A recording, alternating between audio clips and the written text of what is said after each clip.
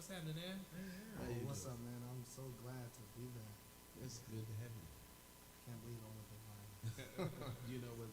Somebody that's with all of us. Even half friends must first show himself friendly. Right? Well, I know by being in this place that there's a whole lot of people.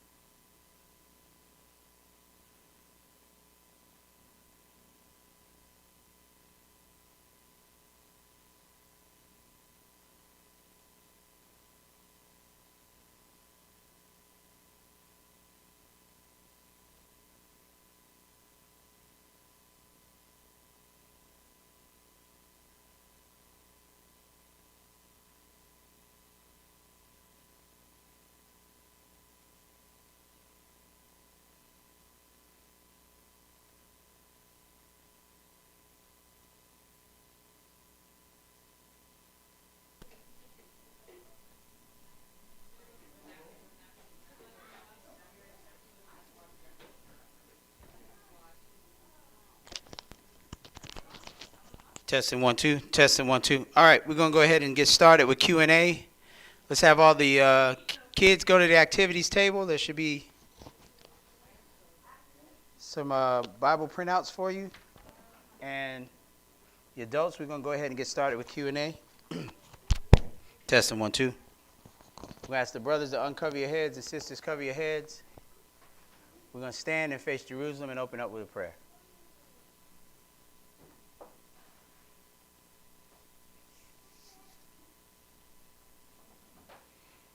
Our Father which art in heaven, hallowed be thy name. Thy kingdom come, thy will be done on earth as it is in heaven. Give us this day our daily bread, and forgive us our debts, as we forgive our debtors. Lead us not into temptation, but deliver us from evil. For thine is the kingdom, and the power, and the glory forever. In Jesus' mighty name we pray. Amen. All right, we're going to go ahead and open up the floor for question and answer. Does anybody have a question? Okay. Huh? Probably the last one. So 13, try 13.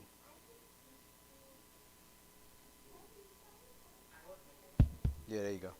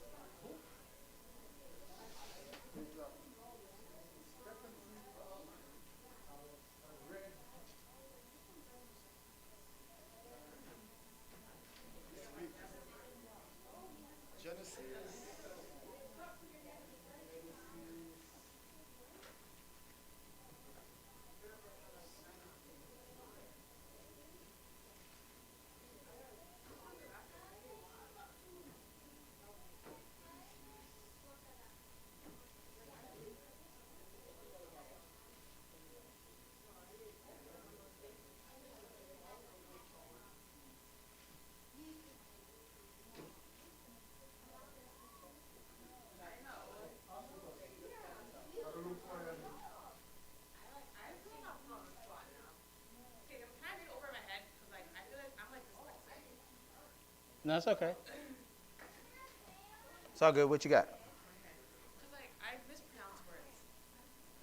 Okay, so last week we celebrated the feast of the 8th day feast, right? Right. And the meaning. Well, we already know like the meaning behind that, but me and Travis, my husband, we came across like how Halloween's coming up, and we were thinking about it and how each like well, not really celebration, but each holiday for like the Christians has a sin dedicated it. So like Thanksgiving would be gluttony, and then Christmas would be like greed, and then St. Patrick's Day would be like sloth. So is there anything like in the Bible that like tells you like is that like true or like false? Okay, that's a great question. That's a great question. So you're talking about the things that are associated. So let me look that up. You're talking about the things that are associated with. No, you good. You good. Yeah.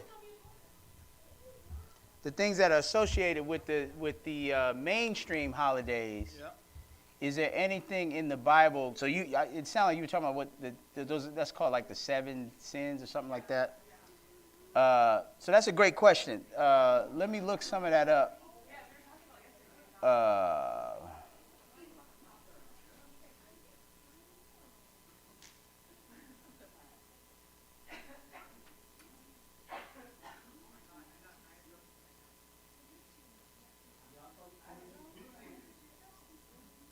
Okay.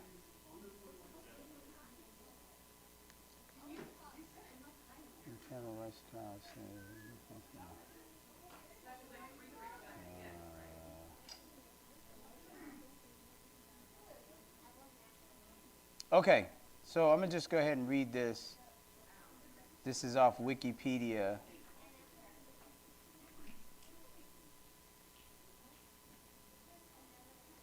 So this is 7 deadly sins under Wikipedia, and the question is asking about the mainstream holidays: Christmas, Thanksgiving, St. Valentine's Day, St. Patrick's Day, so forth and so on.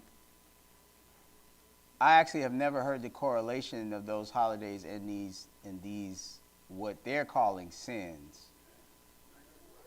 But let's just read this. 7 deadly sins under Wikipedia, and it reads: the 7 deadly sins, also known as the capital vices or cardinal sins, is a grouping and classification of vices within Christian teachings. And we're going to use the air quotes when they say Christians.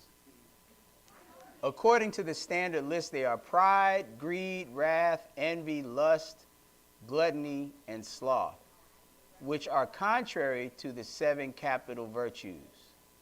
These sins are often thought to be abuses or excessive versions of one's natural faculties or passions. For example, gluttony abuses one's desire to eat. The classifications originated with the Tertullian and continued with Evagrius Pontius. I don't know who is.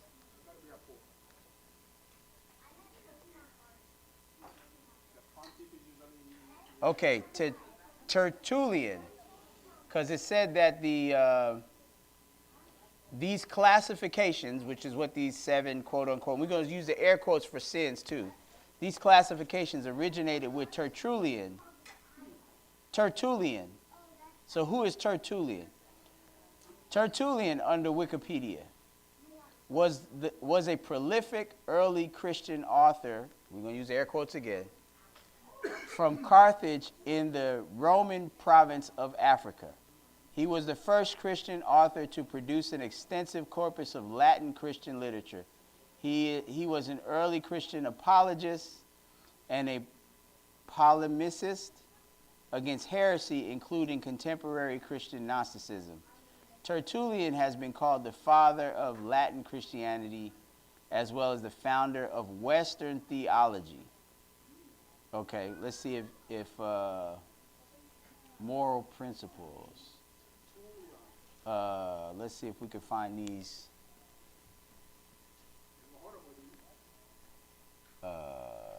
See if we can find these 7 classifications.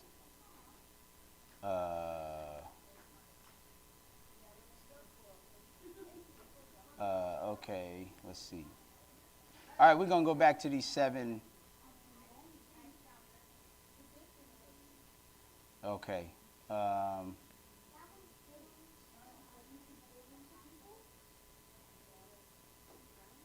Okay. All right, so the question was, is there anything in the Bible about this?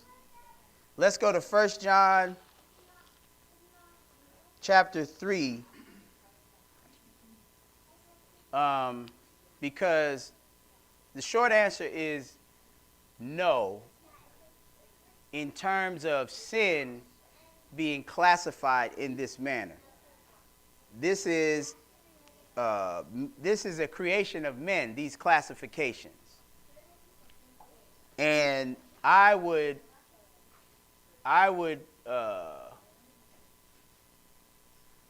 well, let's back up. Let's go look at how the Bible defines sin. Let's look at that first of all.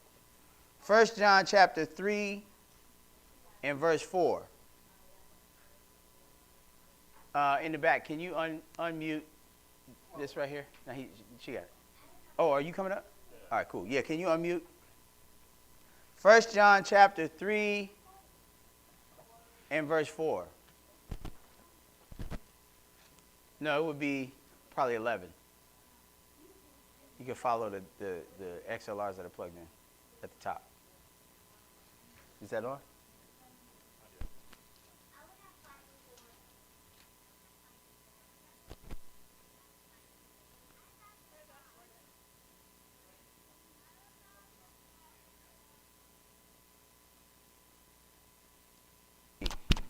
All right.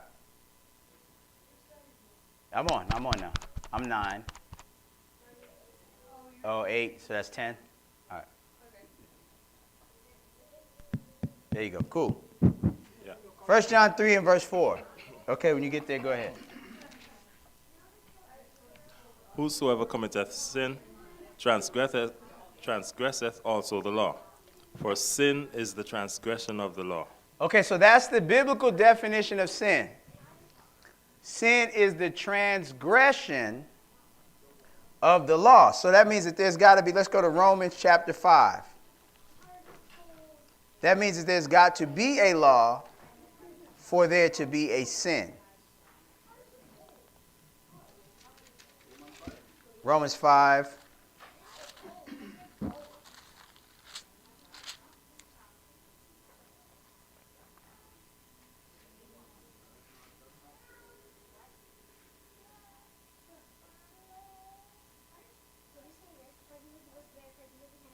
Romans 5 and verse 13. Romans 5 and 13. Okay, go ahead. For until the law, sin was in the world, but sin is not imputed when there is no law. Okay, so sin is not imputed, or it is not committed. Let's say that. You can't commit a sin that there is no law explaining what you have done it being wrong. Let's put it that way. So it says, for until the law, sin was in the world, but sin is not imputed when there is no law. So for instance, if there's no law in place saying that you can't jump up and down in the sky, in the air, then if you jump up and down in the air, you have not broken a law because there's no law there. So that's important to understand when we're talking about a man compiling a list of 7 deadly sins and not referencing the law of God. You are this is exactly what you're doing. Let's go to Deuteronomy 4, because it's very subtle. Remember, Satan operates very subtly, and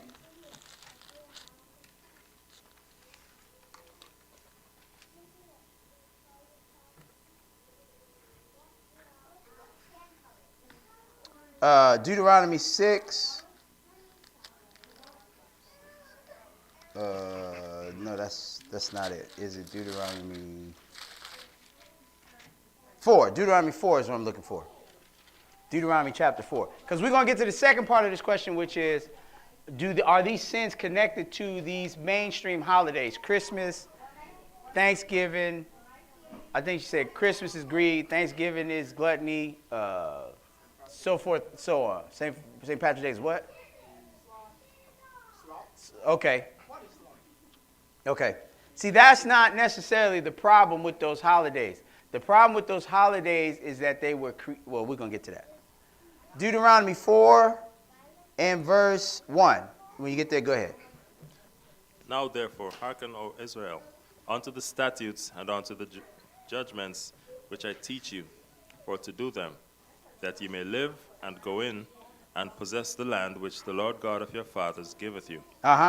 Ye shall not add unto the word which I command you, neither shall ye diminish aught from it, that ye may keep the commandments of the Lord your God, which I command you.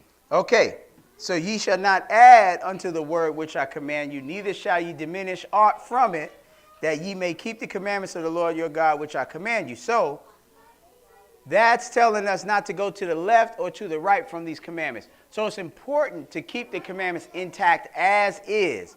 So anyone detracting from or adding to these commandments is sinning in and of itself.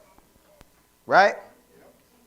So to call, and this is where the, here, let's go read this. Because obviously the Bible speaks against the things, most of the things in this list, right? The Bible will speak against that. Hold on 1 second. I'm sorry. Give me 1 second.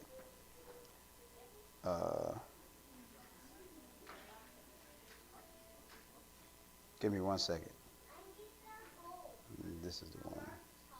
The Bible will speak against these things like pride. And let me look at this list again. Pride, greed, wrath, right? The Bible will speak against these things, but this list is unclear, and that's going to be the main problem with modern day Christians who have done away with God's law and have come up with their own list of things to watch out for. Right? One of my personal critiques of what they're doing is, you're not God, so you cannot give us a meticulous list of what, when, and how to stay away from sin like God has done. God has given us a meticulous list. So to say wrath, for instance, is one of these 7 deadly sins, right? Well, we know the Lord, when he come back, he's going to come in great wrath. God himself is going to do that. So what are you saying? You know what I'm saying? Like, what are you saying? Are you saying that, you understand what I'm saying? It's not clear at all. This is why men should not try to play God, and they need to just do what God says. Let's go look at, here we go. Skip. Maybe later. No.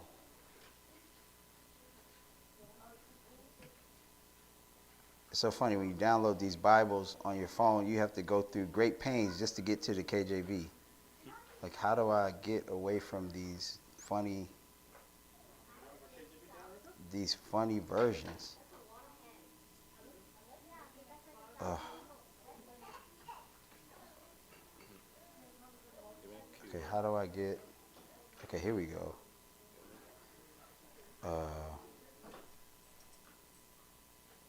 I just want to give you one of these. Goodness gracious.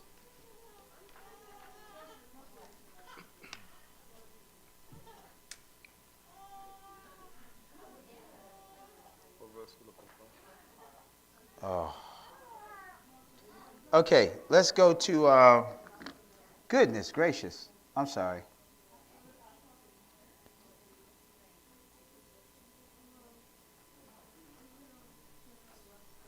Okay. All right. We're going to fix that like this. Did you guys just give me 1 second? I forgot to. KJV.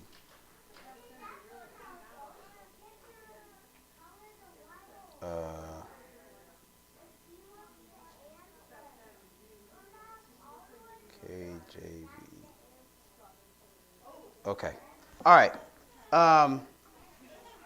So now let's go to Leviticus 11. Leviticus 11. And we're going to look at a sin .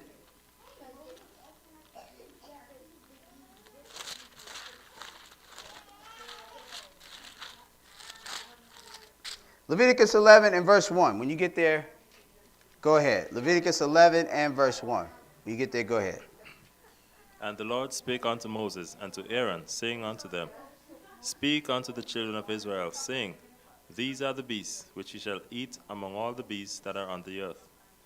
Whatsoever parteth the hoof, and is cloven-footed, and cheweth the cud, among the beasts, that shall ye eat. Nevertheless, these shall ye not eat of them that chew the cud, or of them that divide the hoof, as the camel, because he cheweth the cud, but divided not the hoof. Uh-huh. He is unclean unto you. Okay, so to eat a camel, is that a sin? Yes.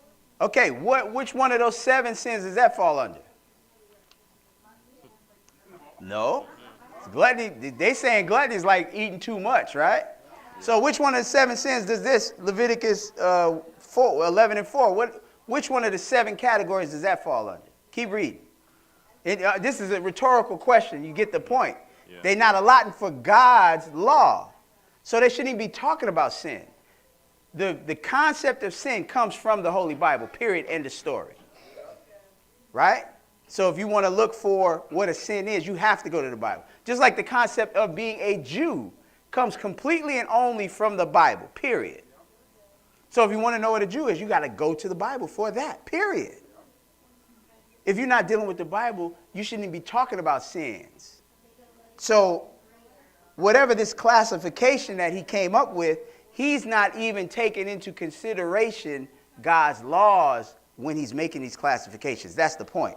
Keep reading. And the coney, because he cheweth the cud, but divideth not the hoof, he is unclean unto you. And the hare, because he cheweth the cud, but divideth not the hoof, he is unclean unto you. Uh-huh. And the swine, though he divide the hoof, and be cloven-footed, yet he cheweth not the cud, he is unclean unto you. Okay, let's go to Exodus chapter 20. Let's look at another sin.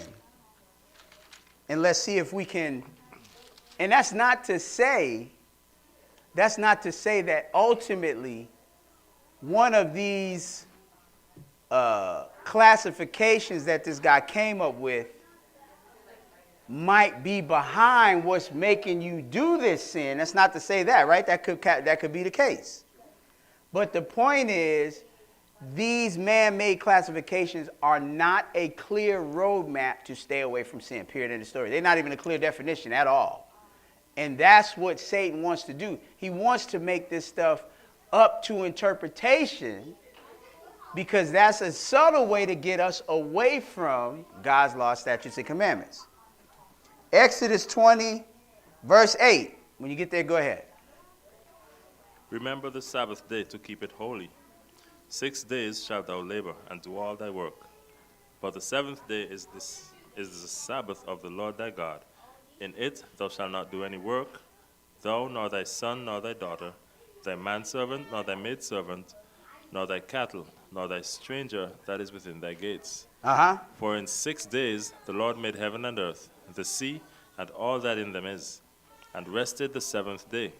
Wherefore the Lord blessed the Sabbath day and hallowed it. Okay, so now, observance of the Lord's holy Sabbath day, non-observance of God's holy Sabbath day is a sin. To break or pollute his Sabbath day, matter of fact, go to Exodus 31. To break or pollute his Sabbath day is a sin, and we're gonna read that out the Bible. Exodus 31, verse 13, 12. And the Lord spake unto Moses, saying, Speak thou also unto the children of Israel, saying, Verily my Sabbaths ye shall keep, for it is a sign between me and you throughout your generations, that ye may know that I am the Lord that doth sanctify you. Ye shall keep the Sabbath therefore, for it is holy unto you. Every one that defileth it shall surely be put to death. Okay, so that's how you know this is a salvation issue. People say, well, you can keep the Sabbath, but I don't believe it's a salvation issue. Well, why are people dying at the hand of God for not keeping it? This is how you know it's a salvation. If you can die for defiling it, clearly it's a salvation issue, right? So clearly this is a sin. So then I ask the question again, which one of these 7 categories does polluting the Sabbath fall under? Well, again, that's not to say that one of these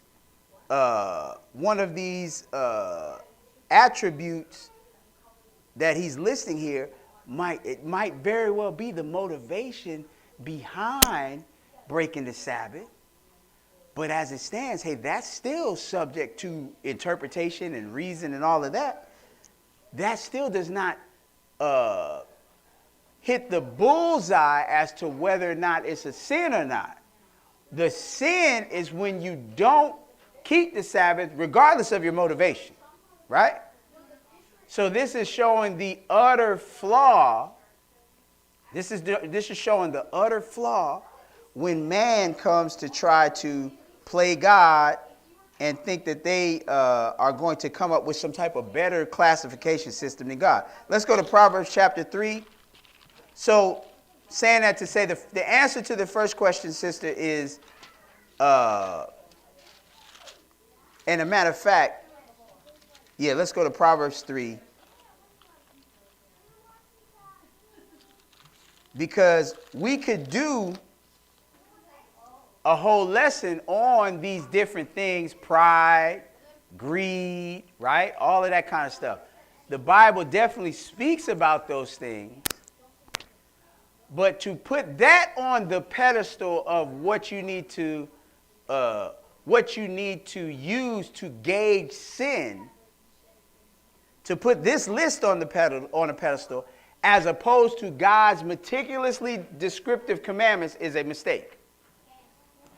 Because God's commandments are giving us step by step how to obey him or not. Proverbs 3, verse 5. Proverbs 3 and 5. Okay, when you get there, go ahead.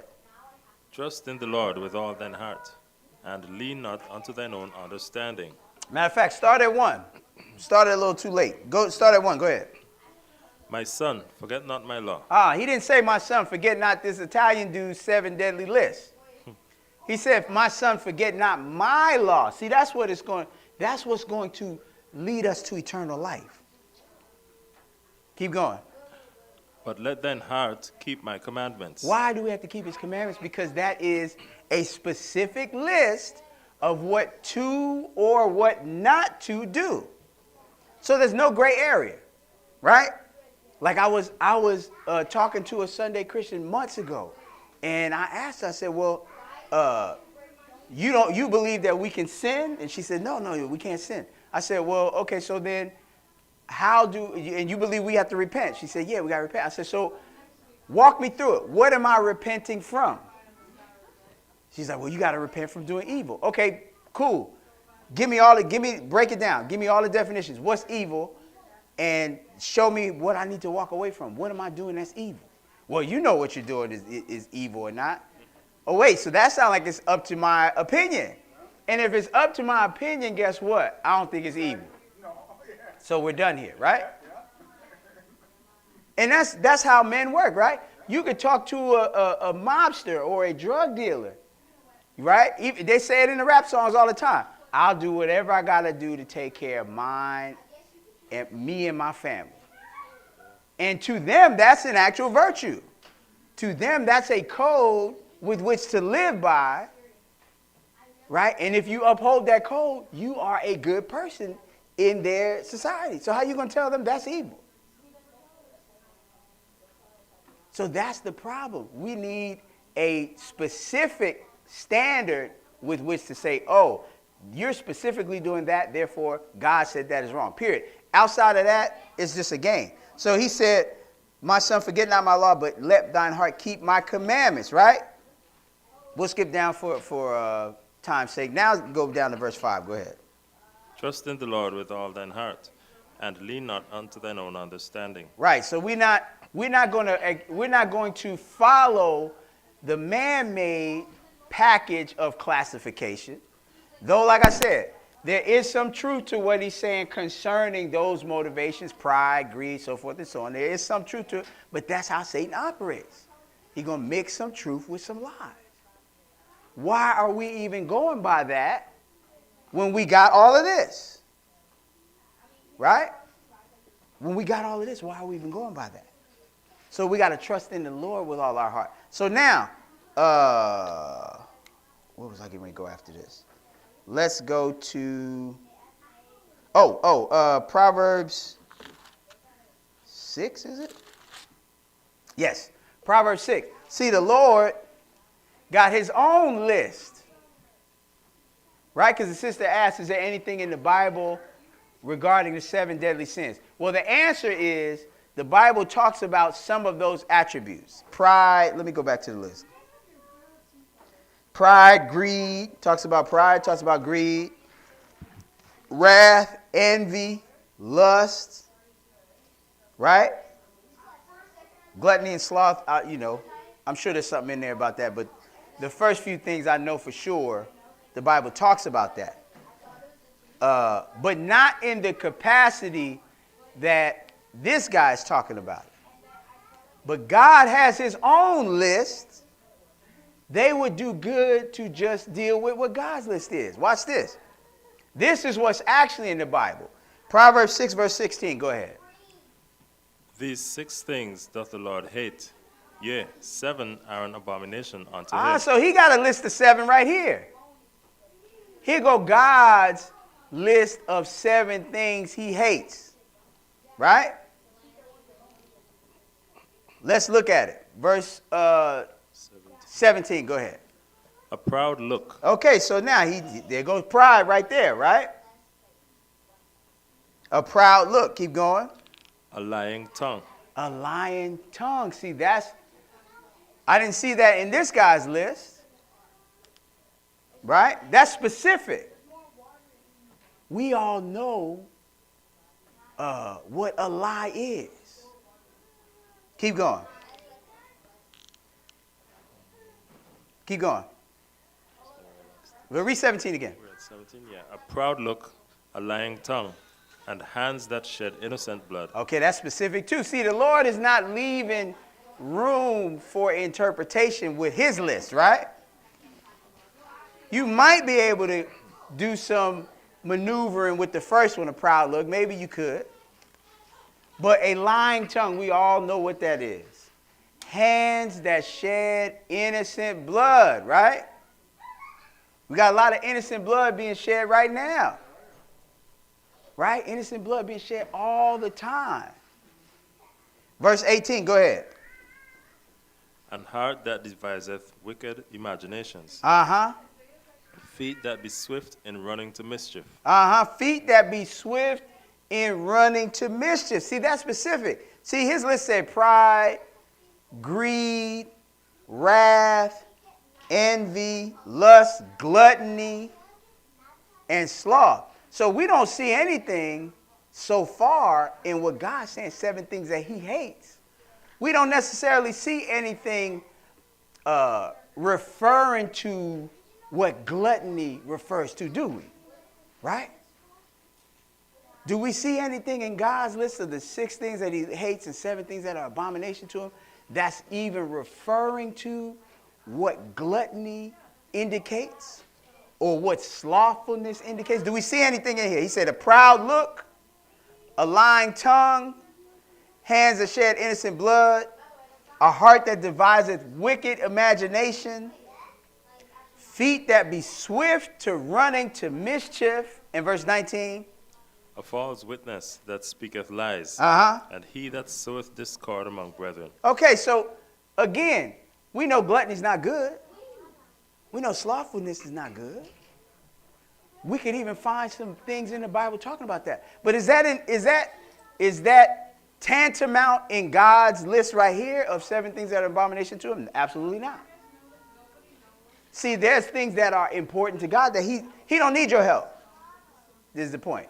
God don't need our help to explain how he feels and what he's looking for.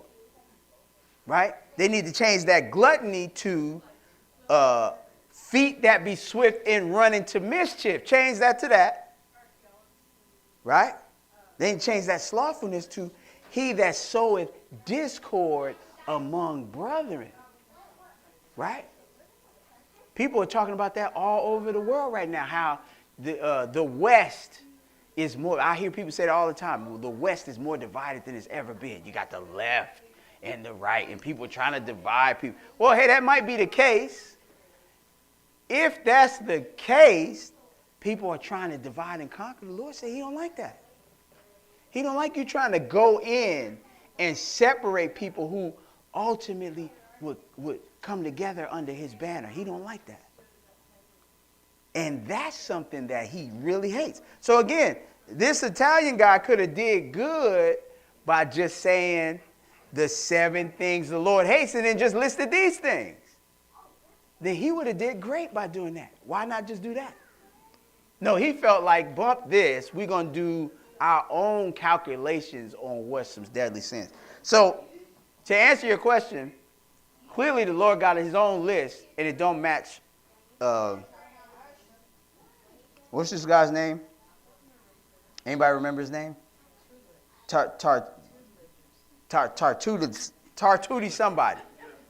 Tartuti somebody would have did good by going to Proverbs 6:16 and just reading this list. Now, in terms of these things being attached to the modern day holidays, here's the problem with the modern day holidays, and it ain't necessarily, again, these 7 things could be the motivation behind, but we talking about what's making these, because the holidays themselves are breaking God's commandments.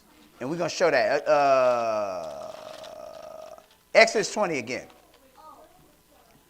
Exodus 20.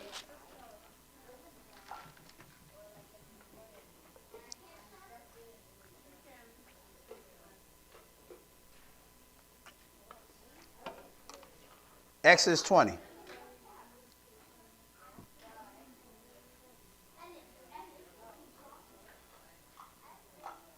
And start at verse 1. Start at verse 1.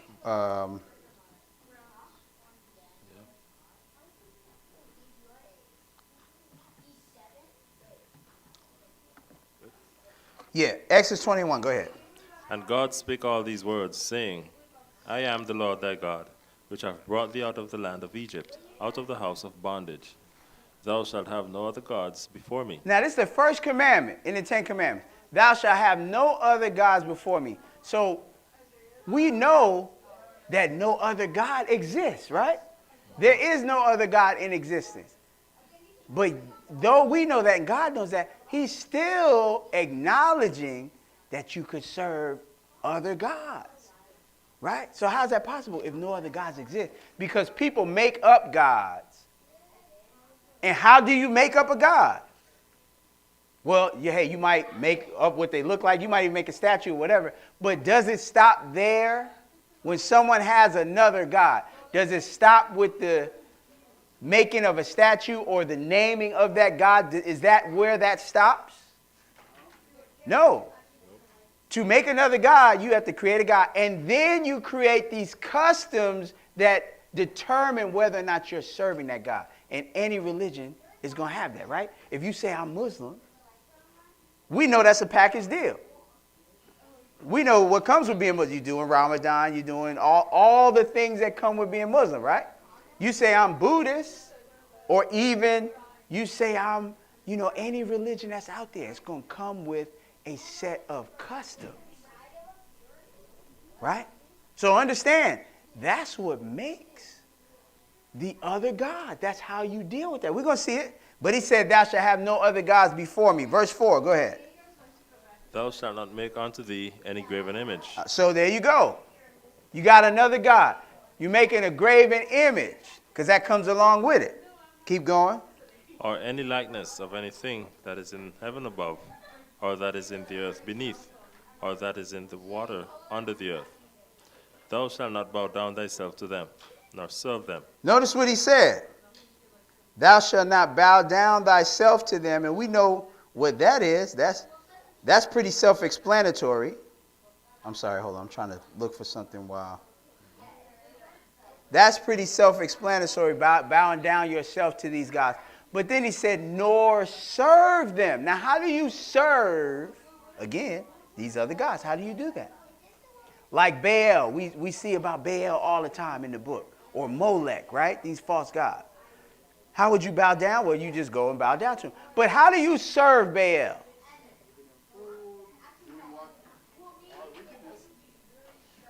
Well, according to somebody that is a Baal worshiper, you think they're just going to tell you some random stuff, or we just going to give Baal some food? No, they're going to have some tenets that Baal lays out, and when you follow those tenets, that's how you serve him. I'm here to tell you, even people that openly worship Satan, guess what? He not letting his followers just go out there and do whatever they want to do. They got rules, laws, and ways and things that they have tenets they have to follow. Right? So how do you serve these false gods? You do what is associated with serving them. Keep going. That's it? Verse 4 we finished. Verse 5. Verse 5. 5. Finish 5, yeah. Thou shalt not bow down thyself to them, nor serve them. For I, the Lord thy God, am a jealous God, visiting the iniquity of the fathers upon the children unto the third and fourth generation of them that hate me. Okay, let's go to Deuteronomy 12. And this is what's wrong with these modern day, quote unquote, Christian holidays, and why it's sin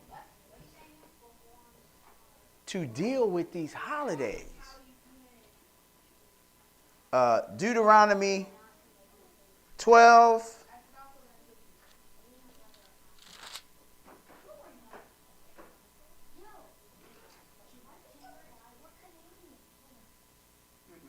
Verse 29. 12 and 29.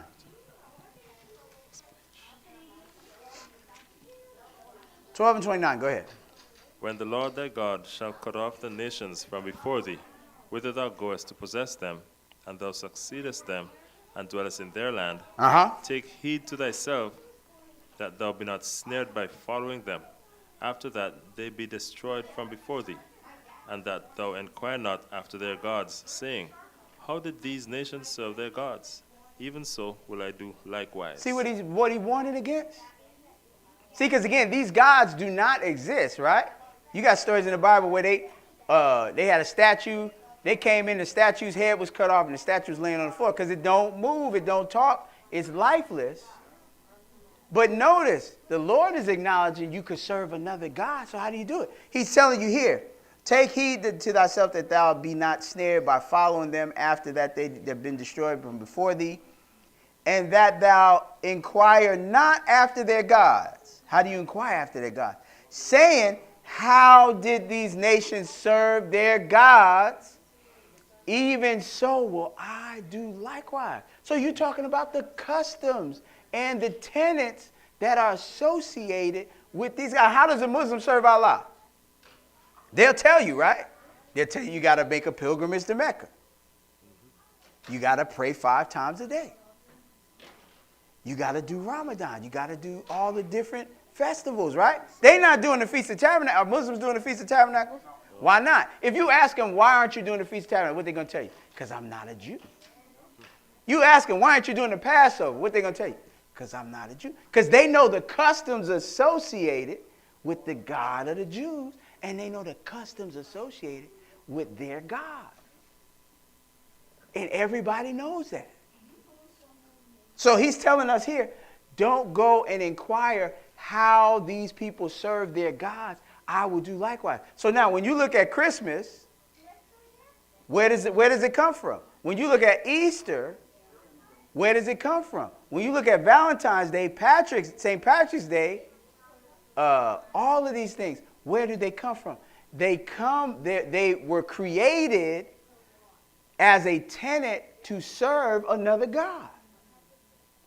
They all have pagan origins. Some people say, well, it's not, that's so far away. God don't care about that. But God is saying that we do not serve, we don't do likewise as these other people serve their God. And that's literally what these festivals' origins were. They were created as service to another God. So you mean to tell me we're going to take something that was initially intended to serve a false God, remix it, and offer it to our God? Does that sound like a good idea? Let's go see if that's a good idea. Let's go to Genesis. Let's see if God is going to take just any old kind of offering. Let's see if that's what he's looking for. Genesis chapter, 4? Yeah, Genesis chapter 4. This is a horrible idea. Yeah, let's take some false worship, right? Let's see what the devil worshipers used to do.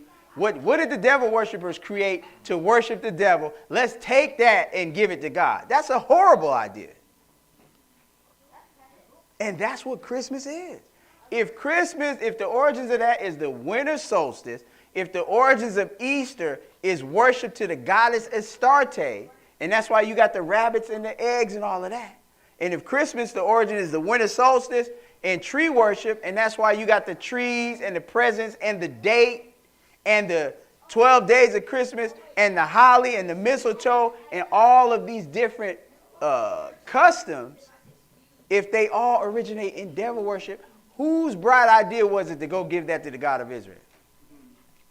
This is a horrible idea. Genesis chapter 4, verse 3. Genesis chapter 4 and 3. Go ahead.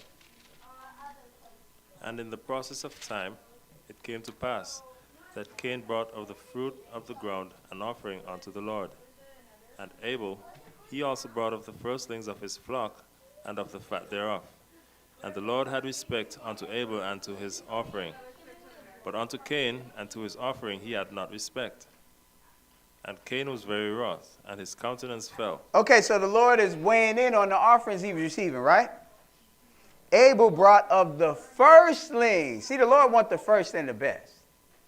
You cannot take something that was literally created to worship the devil first. It was first created for that. Anything pagan, that was its intention. You can't take that and then say, oh, well, God, we're going to give you this. That's how they used to worship their God, but now we're going to worship you this way. This is a horrible idea. Abel gave of the firstlings of his flock and of the fat thereof. And the Lord had respect unto Abel and to his offering. But unto Cain and to his offering he had not respect. So clearly Cain did not give his first and his best. The Lord wants the best. Let's go to Malachi chapter 1. Huh? Okay, we'll do that too. Malachi 1.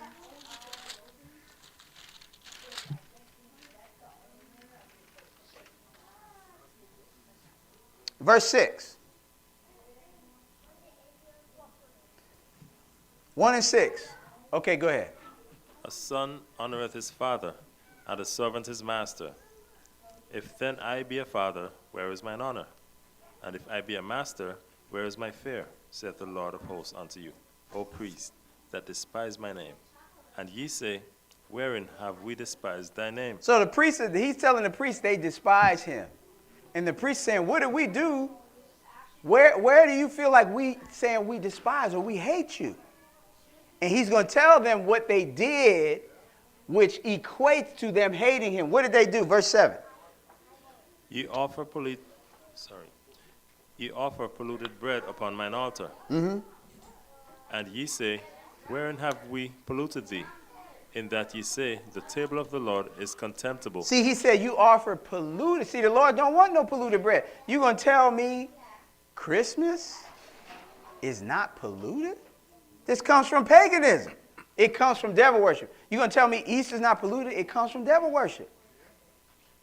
St. Valentine's Day, St. Patrick's Day, all of these quote-unquote holidays that are under the banner of worshiping God, they are all polluted if they don't come from this Bible.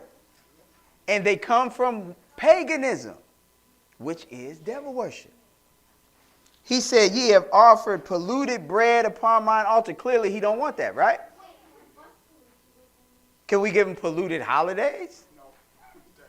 Clearly, he does not want this, right? Verse 8, go ahead.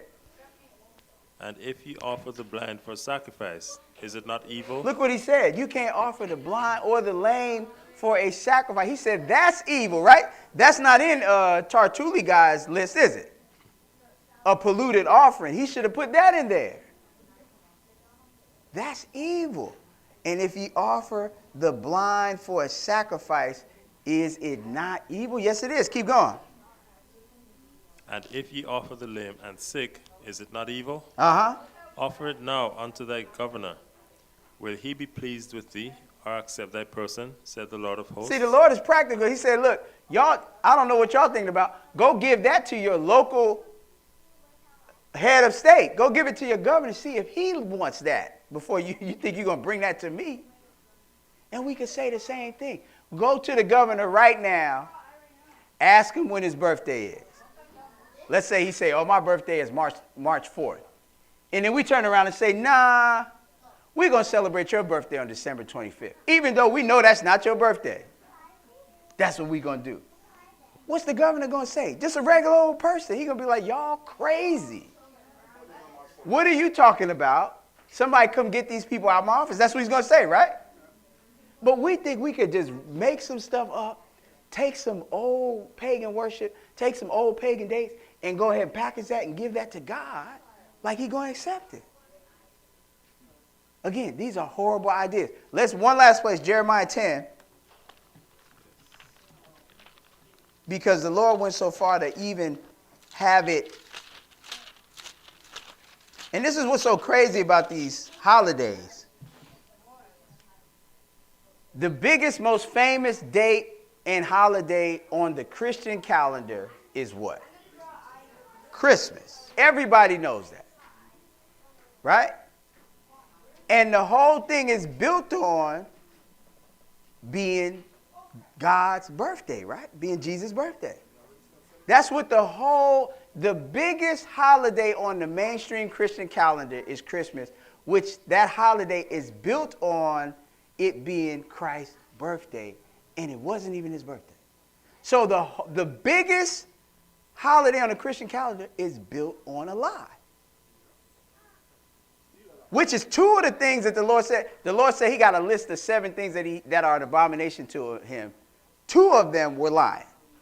He said a proud look, a lying tongue, hands that shed innocent blood, feet that be swift to run into mischief, a false witness that speaking lie. He talked about lying twice. You're going to make the biggest, it's built on a lie and surrounded by paganism. That's what Christmas is. It's built on a lie. And I've been saying this for years. All Sunday Christian pastors, every single one of them needs to get in front of stand at the pulpit and apologize to the world for propagating this lie. Because the lie only comes from, the history books tell you the truth, right? They tell you that's not his birthday. Right? The scholars will tell you the truth. You go to a college, they'll tell you, well, you know, Christmas, December 25th actually was not Jesus' birthday. The only place that is continually propagating that lie is the Sunday Christian pulpit, period. And y'all need to stop lying. Y'all need to apologize.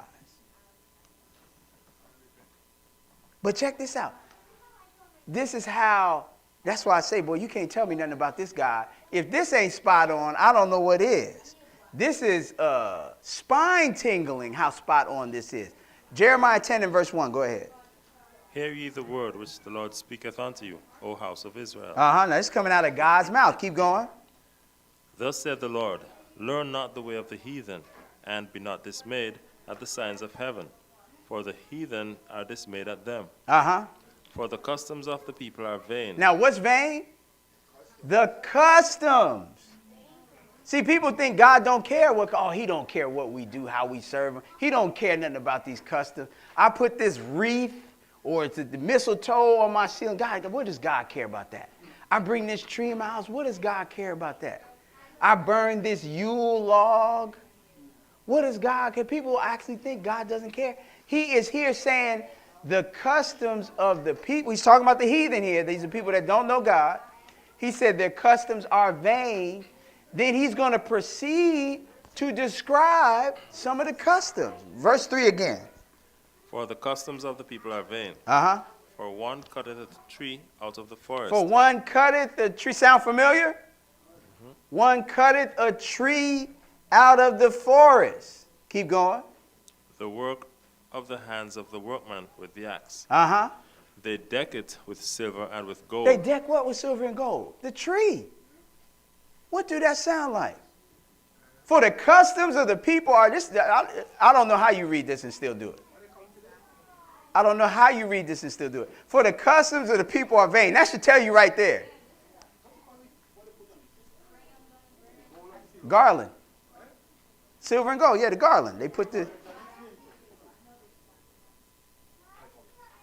For the customs of the people are vain. For one cutteth a tree out of the forest, the work of the hands of the workmen with the axe. Verse 4. They deck it with silver and with gold. They fasten it with nails and with hammers, that it move not. Again, I don't know how you read this and you still do it. Right? That literally happens every December 25th. Right? And I see people try to wiggle out of, oh, well, see, that's talking about an idol. Yeah, it is talking about an idol. Because it is an idol, number one. And number two, what's the idol made of? The tree. Tree and silver and gold.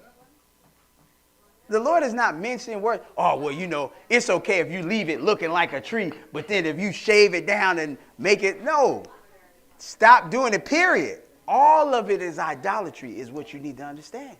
And the fact that he got this so spot on in the Bible, if that don't show you, I don't know what does. So hopefully that helps with that question. Any questions or comments on that?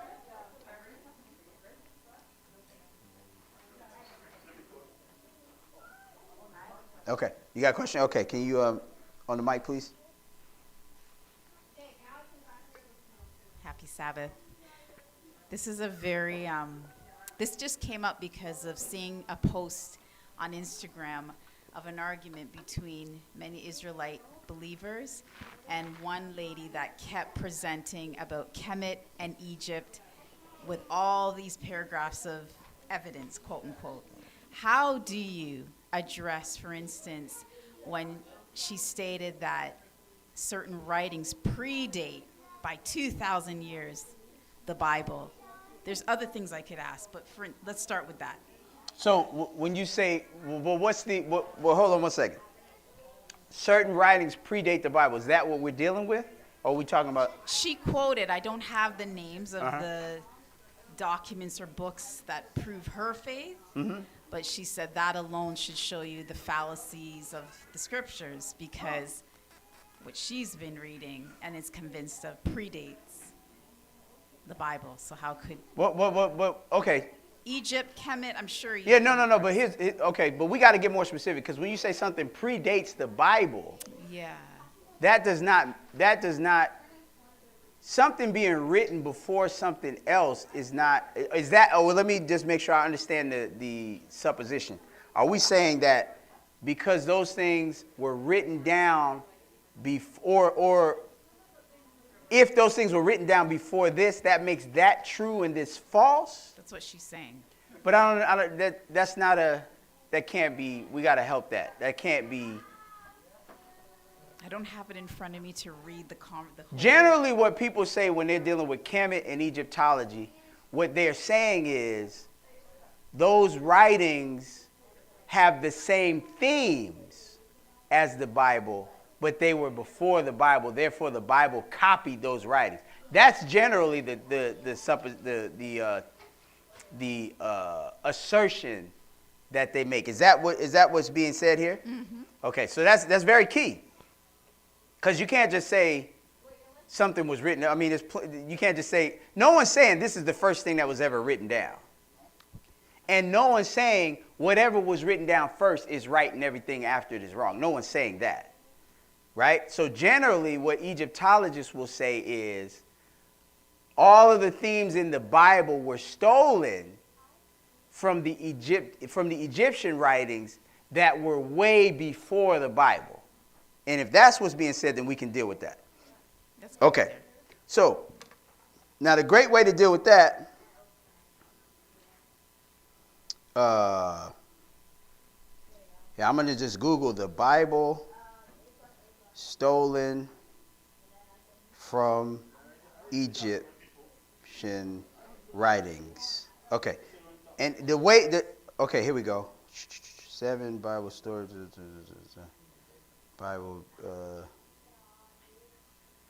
Bible plagiarized. Yeah, this is, and there's been all kinds of,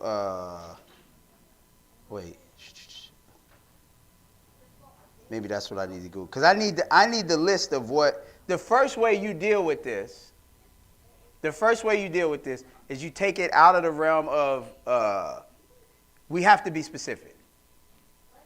You need to give me the specific themes that are plagiarized from the Egyptian writings, and then we can deal with that. To just say, because a lot of people even say like Jesus is really, all of the things that happen with Jesus, that's really Horus, right? And I'm trying to find a list because we got to have a list to deal with it. Lectures, Bibles, copy paste books stolen from. 42 laws of love. Yeah, but we need some specific accusations from them.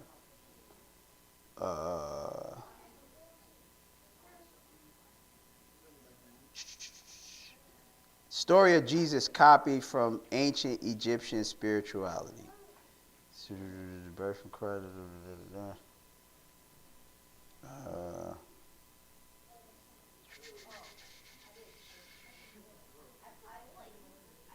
Spirituality and Cameron known for the story of Jesus. The story of Jesus' resemblance with Horus.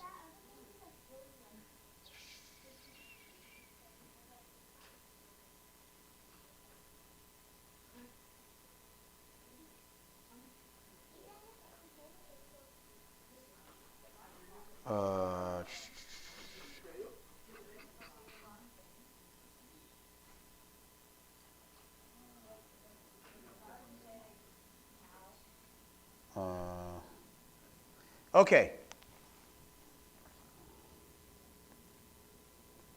Sunlight of the world and every morning horses. Sprung to the world. Okay, yeah, this is perfect. Okay. All right, so number one, and this is real easy to deal with, but it's got to come out of the realm of broad accusation, right? Oh, the Bible was plagiarized by Kemet and so forth, and this was written before, therefore that's all. That should tell you by itself that that's a lie. Okay, that sounds great. Give me 3 things that were plagiarized in the Bible from the Egyptian writings. Give me 3 specific things that we can deal with that. That's the first step. I don't want to hear this broad accusation. I need specifics, right? So now, I'm going to read, I just Googled the Bible plagiarized by Egyptian writings. And this article, which was written a year ago, says how the story, birth of Jesus, and the Bible was copied from ancient Egypt spirituality. And I'm going to skip down to this paragraph that says, the story of Jesus' resemblance with Horus, a clear case of plagiarism. Horus was / is the sun god of Kemet, Egypt, or 3000 BC. From the old hieroglyphics, antiquarians had the option to recount the account of Horus. He was the sun and light of the world, and he had an enemy, Seth, which was darkness. Every morning Horus rose and won the battle over darkness, and at night Set would win the light, sun Horus, and send him to the underworld. Okay, let me read that again. Every morning Horus rose and won the battle over darkness, and at night Set would win the light, sun Horus, and send him into the underworld. Horus was brought into the world on December 25th. He was brought into the world of a virgin called Isis. So now I'm going to stop right there. Did you catch that? Okay. So you got to understand that when they say the Bible was plagiarized, the Bible was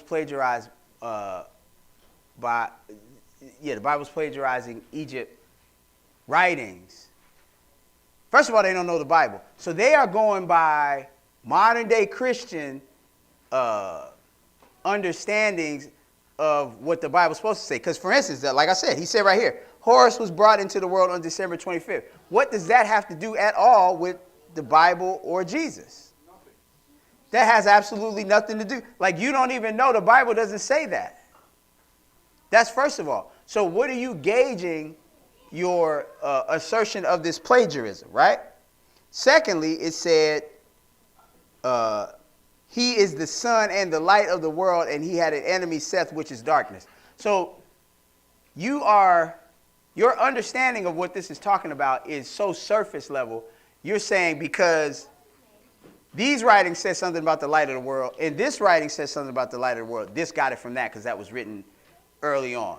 So if that's the scope of what you're saying, you got many major problems. Then you're comparing things that aren't even in the Bible. That's why I said you got to get 3 specific things, because the December 25th, obviously, they're showing their error there. Because the Bible, let's go to Matthew. Was Jesus born on December 25th? So how is that a plagiarism of the Egypt? And this is in this article, right? Matthew chapter 2.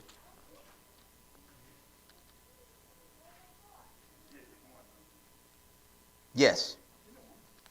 Matthew chapter 2. So we're going to deal with that assertion. Jesus was born on December 12th was plagiarized from the Egyptian writings. Matthew chapter 2, verse 1. Go ahead. Now when Jesus was born in Bethlehem of Judea, in the days of Herod the king, behold, there came wise men from the east to Jerusalem, saying, where is he that is born King of the Jews? For we have seen his star in the east, and are come to worship him. Mm-hmm.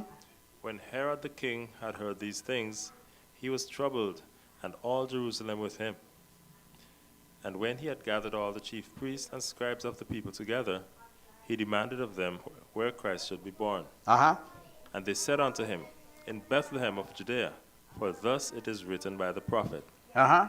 And thou, Bethlehem, in the land of Judah, art not the least among the princes of Judah, for out of thee shall come a governor that shall rule my people Israel. Uh-huh.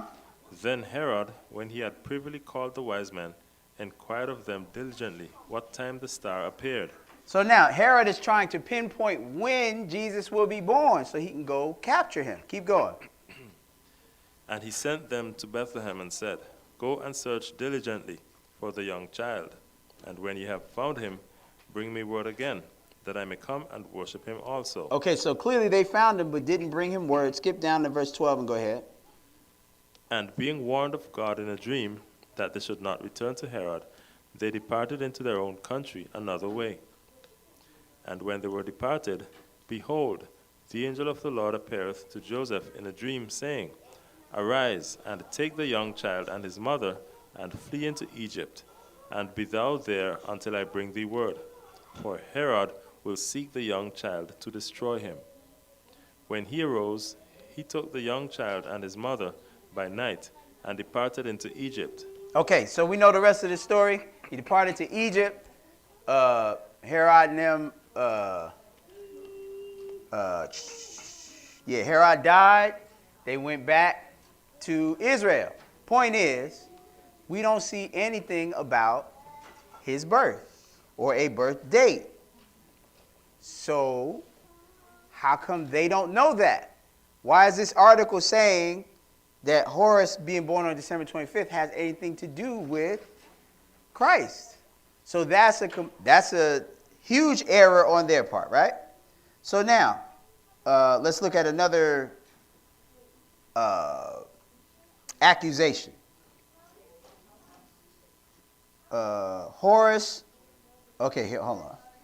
He was referred to by many names. This is Horus. For example, the truth, the light, God's blessed son, Lamb of God, in the wake of being sold out by one of his followers. Horus was killed, covered, and following 3 days, he resurrected. Now, I would have an issue with this. Let's go to 1 Corinthians 15. Because again, what do they mean Horus was resurrected? What does that mean? What is the resurrection to them? See, everybody knows Jesus died, and 3 days and 3 nights later, everybody knows the story of Jesus, right? So much so that they even got the false facts in this article about him being born on December 25th. But now you're saying Horus was resurrected as Jesus was resurrected, right? So when you say Horus was resurrected, what does that mean? 1 Corinthians 15.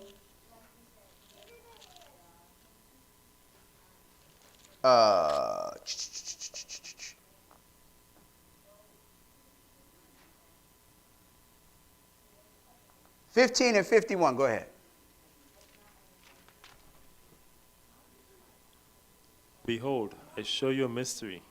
We shall not all sleep, but we shall all be changed. In a moment, in the twinkling of an eye, at the last trump, for the trumpet shall sound, and the dead shall be raised incorruptible, and we shall be changed. For this corruptible must put on incorruption, and this mortal must put on immortality. So when this corruptible shall have put on incorruption, and this mortal shall have put on immortality, then shall be brought to pass the saying that is written, Death is swallowed up in victory. O death, where is thy sting? O grave, where is thy victory? Okay, that's good. So now, when he's talking about resurrection, he's saying we're going to be changed, right? So I guess if there are, because now I'm trying to argue both sides, right? Because I'm trying to understand where they come from. So I guess if they're just saying being dead and then not being dead again, if that's what they're saying by resurrection, because that's not the resurrection in the Bible. Because you had plenty of people like Lazarus who were dead and then God brought him back to life. Lazarus was not resurrected. Do you understand what I'm saying? Lazarus was brought back to physical form. So in this case, they're saying Horus was resurrected, but is that actually what the Kemet script, the writings, you understand what I'm saying? This may be a terminology issue where they're thinking Resurrection just means you being brought back to life. In which case, you got a lot of that in this book where Jesus rose the dead. Right? Like I said, Lazarus is a perfect example. But Lazarus was not resurrected. Let's go look at Lazarus. So I would need to understand what they mean when they say Horus was resurrected. If they're saying Horus was just brought back to life, first of all, I don't even know what Horus, they said he was God, so I don't even know what they mean by that.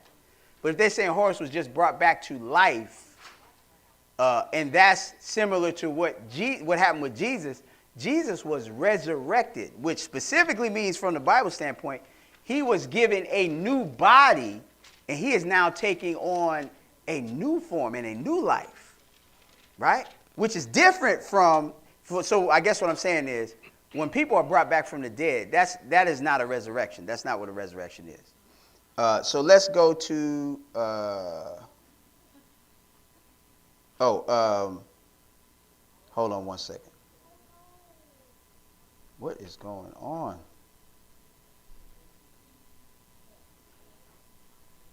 At the last day. Because I don't know how to.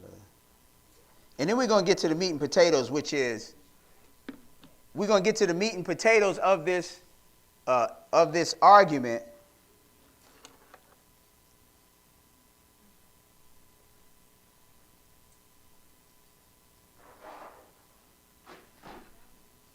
John 11.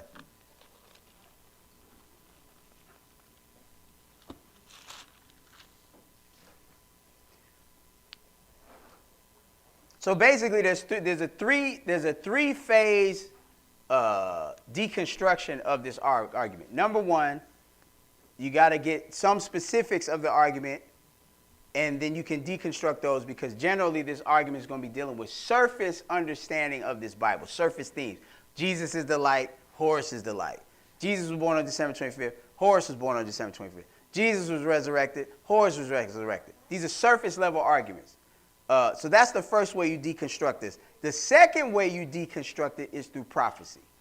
None of these Egyptologist people can bring anything to me showing me what's going on today. Period. End of story. They have no way to do it. They cannot show us black people today in their book. Period. End of story. They have no identity whatsoever. No prophecy whatsoever showing why we're going through what we're going through. Period. Period. They got nothing. So that's the second way you lay them down. Show me why we going through what we going through in our neighborhoods in your Egyptian writings. They cannot do it. We'll get to that in a minute. John chapter 11. So it's the surface level understanding that's going to disarm them. It's the prophecies that's going to choke them out. John chapter 11. 21. Start at 21. Go ahead. Then said Martha unto Jesus, Lord, if thou hadst been here, my brother had not died. But I know that even now, whatsoever thou wilt ask of God, God will give it thee. Mm-hmm.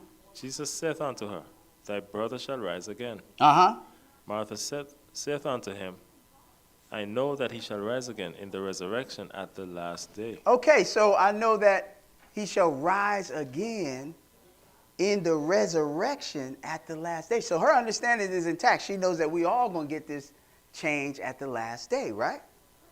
But Jesus he's going to bring him back to life here, right? Verse 25, go ahead. Jesus said unto her, I am the resurrection and the life. Mm-hmm. He that believeth in me, though he were dead, yet shall he live. Notice what he said. I am the See, I'm the one that's going to resurrect everybody, right? I am the resurrection and the life. He that believeth in me, though he were dead, yet shall he live. Verse 26. And whosoever liveth and believeth in me shall never die. Mm-hmm. Believest thou this? Uh-huh. She saith unto him, Yea, Lord, I believe that thou art the Christ, the Son of God, which should come into the world. Uh-huh. And when she had so said, she went her way and called Mary her sister secretly, saying, The Master is come, and calleth for thee. Okay, skip down to verse 43 and go ahead. And when he had thus spoken, he cried with a loud voice, Lazarus, come forth. And he that was dead came forth, bound hand and foot with grave clothes, and his face was bound about with a napkin. Jesus saith unto him, Loose him and let him go. Okay, so the Lord brought Lazarus back to life. Question is Lazarus alive today? And the answer to that is, so he died again, right? That's not what happens when you're resurrected. Jesus was resurrected, right? When you're resurrected, in the resurrection at the last day, you don't die, you live forever. Unless you go to the lake of fire. So again, I would need to understand what they mean when they say Horus was resurrected. Right? Because I don't even know. So that's what I'm saying. That's just a surface level argument they throwing out there. Right? So now, let's go to Deuteronomy 28. Because now you get, matter of fact, Matthew 24. This is where they're going to have a problem. When you start dealing with prophecies that are being fulfilled in our face. Matter of fact, no. This is where you're really going to choke them out. Yeah, go to Matthew 24. We'll start there. We'll start at Matthew 24, then we'll go to Revelation 13. And let's see what the Egyptian writings have to say about this.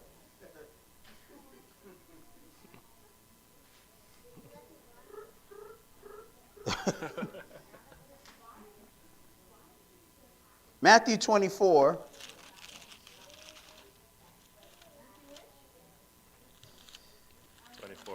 Matthew 24. Verse 5. Matthew 24 and verse 5. Okay, go ahead. For many, Oh, no. I'm sorry. 3. Start at verse 3. So we can see what he was asked. Go ahead. And as he sat upon the Mount of Olives, the disciples came unto him privately, saying, Tell us, when shall these things be? And what shall be the sign of thy coming, and of the end of the world? So now they asked him, we're going to focus on the end of the world, right? Because that's the prophecies that make this book stand out from all the other quote-unquote holy books, all the other quote-unquote holy religions, all that. Show me some prophecy. Show me in your book what we are dealing with right now. Show it to me. So they asked him, tell us, when shall these things be? That was talking about the temple. And what shall be the sign of thy coming and of the end of the world? So he's going to give them signs of the world ending. Right? Now, we'll skip around. Skip to verse 5 and go ahead. For many shall come in my name, saying, I am Christ, and shall deceive many. And ye shall hear of wars and rumors of wars. See that ye be not troubled, for all these things must come to pass, but the end is not yet. For nation shall rise against nation, and kingdom against kingdom, and there shall be famines and pestilences, and earthquakes in divers places. Okay, so now, are we not living this right now? Okay, what do Horus got to say about this? This is what I want to know about. Don't tell me he was born on December 25th. What do Horus got to say about what we're seeing right now in his writings? Nothing. He got nothing to say. Not to my knowledge, because I would think if he did, they would be screaming that. Because that's what we're screaming, right? The book said there's going to be earthquakes, famines, pestilence in diverse places, and that's literally, people are literally physically experiencing that right now, right? And he said, don't even worry about it when you see it. Verse 8, go ahead. All these are the beginning of sorrows. All right, so now this is going to go really over their head. Skip down to verse 15, go ahead. Oh, I'm sorry. Verse 12, go ahead. And because iniquity shall abound, the love of many shall wax cold. People are going to become cold-hearted. Their love is going to be less and less and less. Is that not what we're experiencing? Yep. Now, again, if you want to prove the Bible wrong, I always say this. If you want to prove God wrong, prove the Bible wrong, go in the other direction of this. Make people's love grow. People could do what they want, right? Okay, so let's increase love, increase peace, stop war, and guess what? You will be disproving what the Lord said we will be doing at the end days. They've been trying to do that. But the point is, if the Bible's not true, why are people in the world who don't care about what the Bible's saying, why are they doing exactly what the Bible's saying they're going to be doing at the end times? If we can all do whatever we want, right? That means these world leaders can go to each other and figure out peace. They can figure out how to care for each other and say, look, man, I'm not going to do this to you because if I do that, then a lot of people are going to die. It's not, let's do. They can do that, right? They have the wherewithal to do. Why aren't they doing it? Why are they doing exactly what the Lord said they would be doing at the end times? Keep reading. The love of many shall wax cold, because iniquity shall abound. Skip down to verse 15. This is going to go over all of these Egyptologists' head. Verse 15, go ahead. When ye therefore shall see the abomination of desolation, spoken of by Daniel the prophet, stand in the holy place, whoso readeth, let him understand. Skip down to verse 21. For then shall be great tribulation, such as was not since the beginning of the world to this time, no, nor ever shall be. And how bad is that time going to be? Keep going. And except those days should be shortened, there should no flesh be saved. But for the elect's sake, those days shall be shortened. So the Bible is prophesying that specifically in the end times, there will be a time in the world that is worse than ever in existence. Right? So now, when you turn on YouTube, you turn on all these different people talking about world events, are they not all pointing to things getting so bad and so worse that everybody's going to ultimately have a problem like this? Are they not all talking about that? Okay, well, what does Horace got to say about that? Where has Horace warned us about where the world is going? Go to Revelation 13. I'm saying if this is plagiarized from the Egyptian writings, where's this information? More specifically, because again, that's where you're going to kill them with the Lord in the Bible. You're going to kill everybody because God gets specific. He don't got a problem getting specific. He tell you 6 days shalt thou labor and do all your work, but the seventh is the Sabbath. And to this day, we got 7 days in a week. That's bold. People have tried to change it. You still got 7 days. You still got an opportunity to keep the Sabbath or not, period. That has not changed. Understand how bold that is. Look at this. Watch what he says here. Revelation 13, cut to the chase. Verse 16. And he causeth all, both small and great, rich and poor, free and bond, to receive a mark in their right hand or in their foreheads. Hold up, the mark of the beast. Are we not seeing the shapings up of this? Is not everybody, even people that don't, plenty of people that don't even believe in the Bible, are they not talking about this? Yep. Are they not saying that the world look like it's shaping up to go right here? Okay, well, what part of the Egyptian writings did this come from is what I want to know. Bump all that. Horus is the son, Jesus is the son. Bump all that. What part of the Egyptian writings did the mark of the beast come from? The Muslims will tell you their book has no warning about this. I looked it up. I saw plenty people ask on YouTube, people who I would assume are Muslim elders, respected elders, and they asked them, what does the Quran say about the mark of the beast? And they said, nada, nothing. This says he causes all, both small and great, rich and poor, free and bond, to receive a mark in their right hand or in their foreheads. Watch God get even more specific. Verse 17. And that no man might buy or sell, save he that had the mark, or the name of the beast, or the number of his name. So now, has not everybody been talking about the economics of the world is getting to a point where all the world will have to deal with a one world government and a one world currency? Has not everybody been talking about this? Alex Jones, all these people, right? They're not quoting credit in the Bible, but where did it come from? Where did the information come from that the world was going to go to this point? And why is the world, has there ever been a time where globalism and a one world monetary system was even possible until now. Has there ever even been a time in history? It wasn't even possible. What we experienced 2-3 years ago, where the whole world was operating in lockstep, enforcing the same rules and ideology, to the point where even in some places there was some people that belonged to our church in different parts of Canada who could not go into the stores and buy or sell if they did not take, at that time it was the vaccine. And we have the articles. This happened in certain places in the world, which we would consider a dress rehearsal. Yeah. For what? Not for something written in the Egyptian books. That's a real live dress rehearsal for what's written right here, what we're reading right here.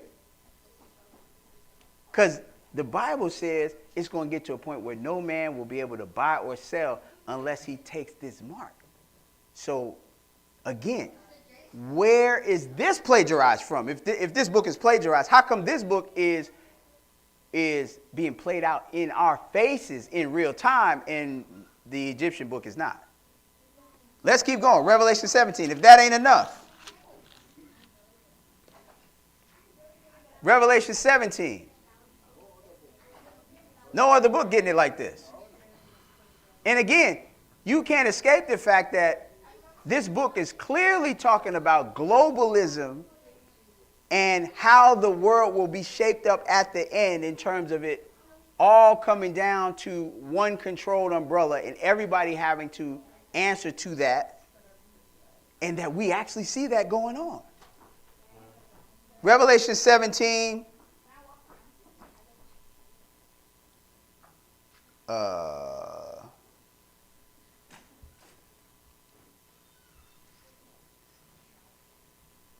Verse 12, 17 to 12, go ahead.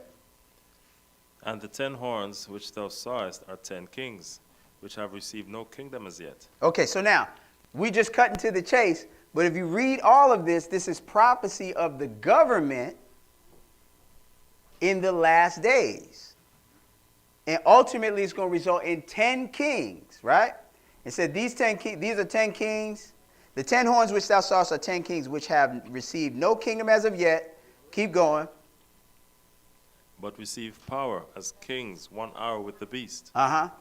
These have one mind, and shall give their power and strength unto the beast. Uh-huh. So now, these 10 kings, which represent the governmental system in the end times, according to the Bible, it's going to boil down to 10 kings. Those 10 kings, what? Have one mind. Is that what it said right here? Verse 13, read it again. These have one mind. Who has one mind? The 10 kings that's running the earth at that time. So the Bible is prophesying of a one world government. Right here, this is where it comes from. Read all of Revelation 17 by itself. This is, again, talking about the end times. It's talking about the government that's going to be in place and how it's ultimately going to come together under one umbrella. These have one mind, and they shall give their power and strength unto the beast. This is literally the verse here that's prophesying of a one world government. Literally. Show me another book that's telling us this information. Now again, you got secular people who don't care anything about the Bible. They've heard this before. But they wouldn't profess, huh? Oh, they wouldn't profess that they are staunch followers of this, yet they got their whole broadcast thing hinged on this one world government, this one world government concept that comes straight out of this book, period. What are you going to do with that? So again, if the book is plagiarized, if it's just some stolen writings from the Egyptians, and because that was written before this, and these you floating these surface level ideas about the Bible, and these you saying that these are similarities, therefore the Bible must have plagiarized it. Let's get to the meat and potatoes. You got no prophecy, period. We live in this prophecy. We didn't get to Deuteronomy 28. We didn't even get to the prophecy that's telling us who we are. We didn't get to the fact that the book got a whole chapter on what you would call the black experience, what you would call the plight of the black man. We didn't even get there. All of this is in this powerful book right here. Right? So he said, these have one mind and will give their strength and power unto the beast. Verse 14. So now, verse 14, go ahead. These shall make war with the Lamb. So now the Bible is prophesying that this one world government is going to meet its demise by trying to fight God. That's the prophecy of the Bible, right? Now, some might think that's crazy if it wasn't so much work being put out here. It's amazing to me. Like, you know, I've been alive since the 70s. I have never seen a time in my life where all of a sudden UFOs, aliens, invasions, all that kind of stuff is being validated. I've never seen it before. Never seen it before. Why y'all trying to validate it now? I'm here to tell you, yeah, it's some aliens out there. Aliens are real. Guess who it is? It's God and his angels. That's who it is. And they're going to come invade this earth. And people ain't going to understand what's going on until it happens. So these people could do their damage control and try to make it be something else and whatever y'all want to do. But here's the point. Why is this Bible telling me all of this? You telling me this ain't from God, all this information that nobody else has written down? Absolutely not. So we could stop right, well, nah, just for nail in the coffin would be Deuteronomy 28. Let's go to Deuteronomy 28. Because the Egyptologists pride themselves on being pro-black, but you can't even tell me why I can't even be the head in my own neighborhood. You can't tell me why I can't even own my own neighborhood. You can't tell me where I come from. You can't tell me how I got here. You can't tell me why I'm in this situation, and you cannot tell me how to get out. Deuteronomy 28 and 15, go ahead. But it shall come to pass, if thou wilt not hearken unto the voice of the Lord thy God, to observe to do all his commandments and his statutes which I command thee this day, that all these curses shall come upon thee and overtake thee.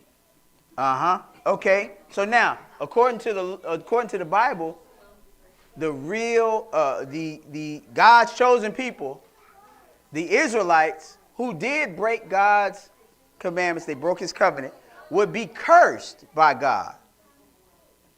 And what's the significance of that curse? Read verse 45, please.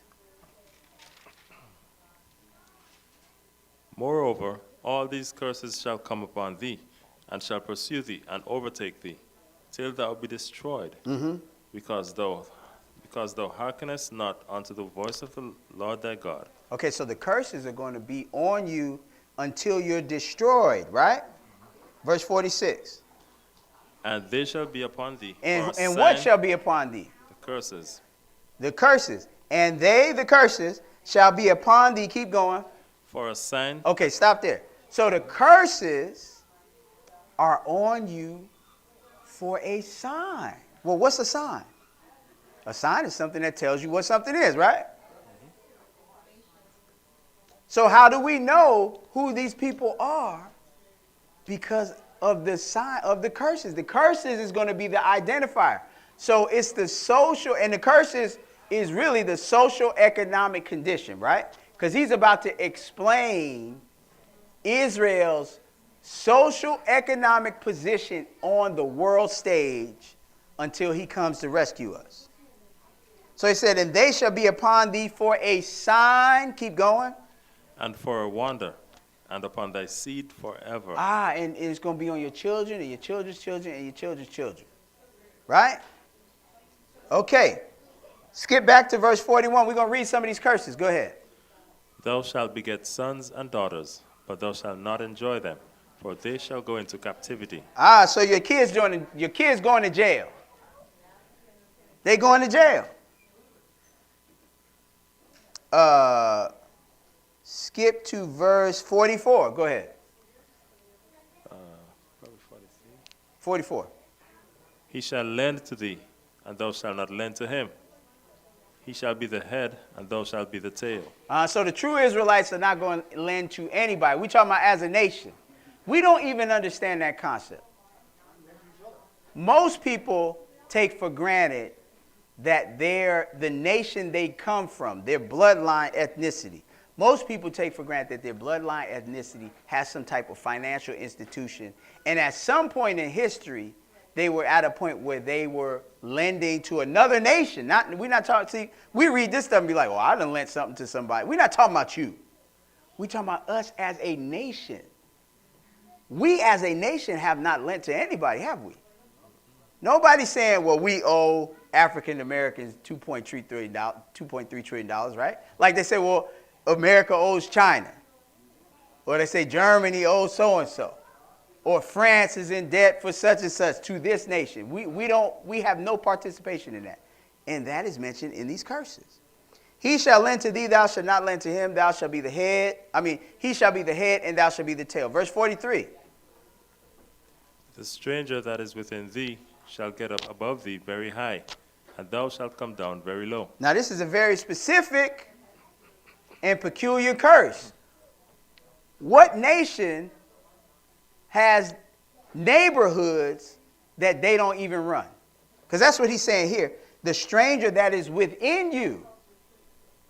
That means somebody that's not of your nation comes in the midst of your nation and they succeed and run everything and you are under them. That is a very, see how specific God is? So that's what I'm saying. So really the idea is when people want to come for the Bible, generally, the way you're going to unravel them is by getting specific. Because that's what God is doing here, right? You can't, where else can you find, even when you talk about, well, I ain't going to go there, but what other neighborhoods or what other bodies of people can you find? Obviously, in history, some people have been destabilized, right? But that's not what we're talking about. That comes and goes. We're talking about a constant, perpetual state of powerlessness. Even to the point that where you are in your own neighborhood, somebody else can come in. And we know who that is. We know who that is. In New York, well, let me not do that either. Go watch Do the Right Thing. The whole movie was about that.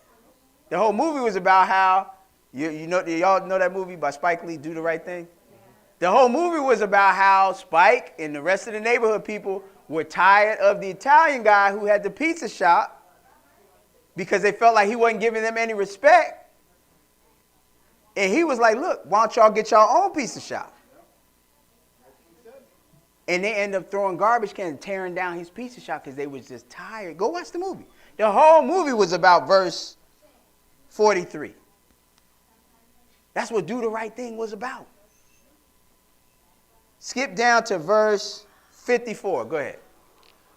So that the man that is tender among you and very delicate, his eye shall be evil toward his brother, and toward the wife of his bosom, and toward the remnant of his children, which he shall leave. So these people are going to have fatherless homes, basically. They're going to be an epidemic of fatherless homes. So again, you can read all these curses. Skip down to verse 64. We'll get to the crux of it. But here's the point. Where in the Egyptian writings does it discuss our identity based on our social economic condition? Nobody can deny that this is the plight of the black man. Anybody that's black can't deny this. Right? Can anybody black deny this? Read verse 65. Go ahead. 64. Go ahead. And the Lord shall scatter thee among all people, from the one end of the earth even unto the other. And there thou shalt serve other gods, which neither thou nor thy fathers have known, even wood and stone. Mm-hmm. And among these nations shalt thou find no ease. So these people are going to be scattered among all these nations, and this is going to be their condition. They shall find no ease. Keep going. Neither shall the sole of thy foot have rest. They're not going to have any rest. Keep going. But the Lord shall give thee there a trembling heart, and failing of eyes and sorrow of mind. So wherever you at, you're going to be scared. Again, how many black people can deny this? You feel safe where you at? How safe you felt when you saw George Floyd? How safe did you feel? Or the many others. I mean, it's not like you see these videos on your phone, people literally getting murdered in your face, right? That look just like you. It's not like you see that and then you see another video, it's another nationality, the same thing happening to them. You're like, oh, well, that's just happening. It's not like that, right? It be just us. It's just us. I always tell the story how I had to drive somewhere long distance one time, and honestly, I had to really get control of my thoughts because I had to really consider, like, okay, if I don't come back from, I'm just trying to go see my family. Like, if I don't come back from this drive, like, how? Because you could get pulled over and lose your life. Your life is in the balance. That's literally what this is prophesying of. So again, it's too much of this stuff playing out before our eyes to be trying to say this is plagiarized from. Y'all too quiet. If y'all got this stuff in y'all book, y'all too quiet.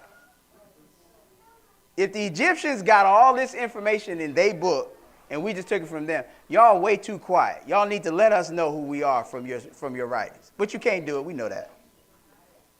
Let's get to the kicker, verse 68. You can't make this up. 68, go ahead. And the Lord shall bring thee into Egypt again with ships, by the way whereof I spake unto thee. Thou shalt see it no more again. And there ye shall be sold unto your enemies for bondmen and bondwomen. Tell me who that is. And no man shall buy you. Tell me who that is. Who went into slavery on ships and was sold as property? Who literally, and this is how they what they do backfires on it.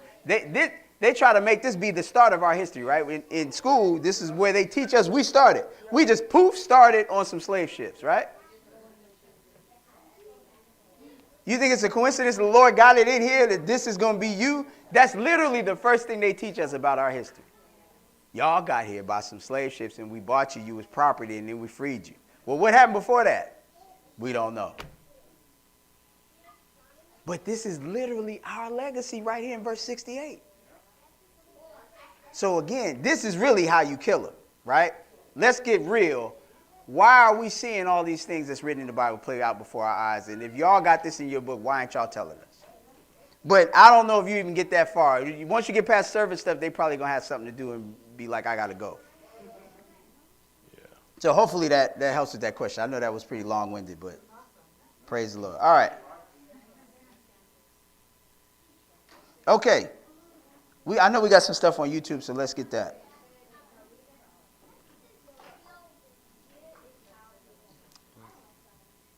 Okay, question online. Happy Sabbath, family. I have a question. A brother from ILG says, we are all priests and we should be keeping Leviticus 23:14. Is that true? I didn't know a woman can be a priest in the truth. Okay. Leviticus 23:14. Let's see what that is.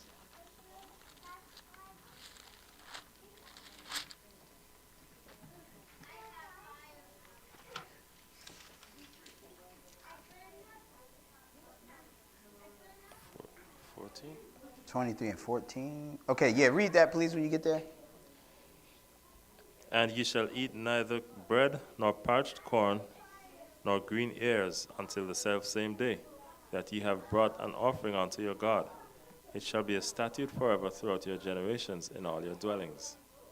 Okay, so this is what, Pentecost? Yeah.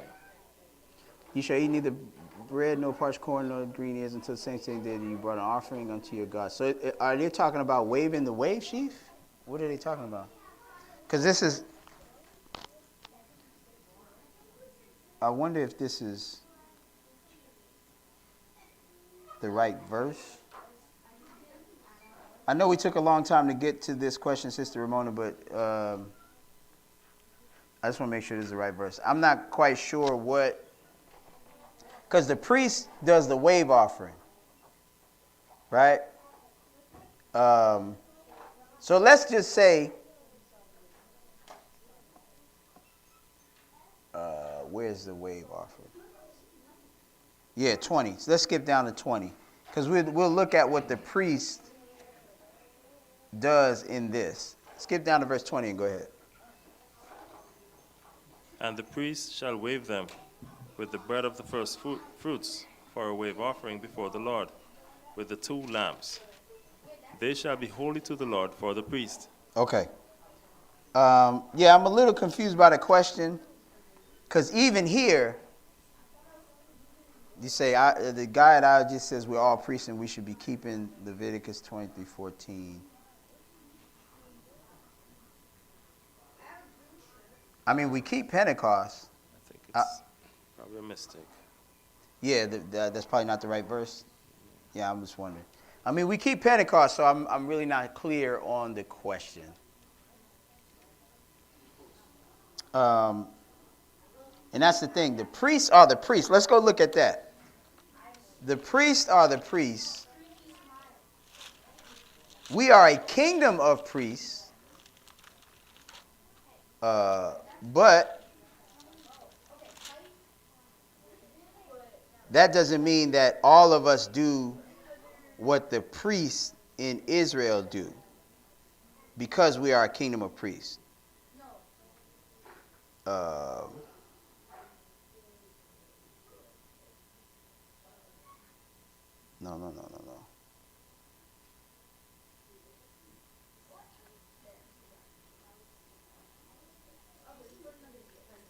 Leviticus 8.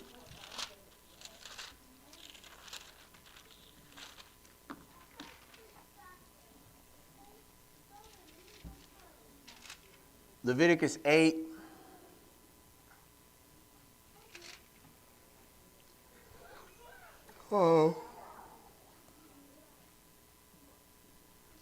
I'm sorry, Exodus 28. Let's do that. Exodus 28.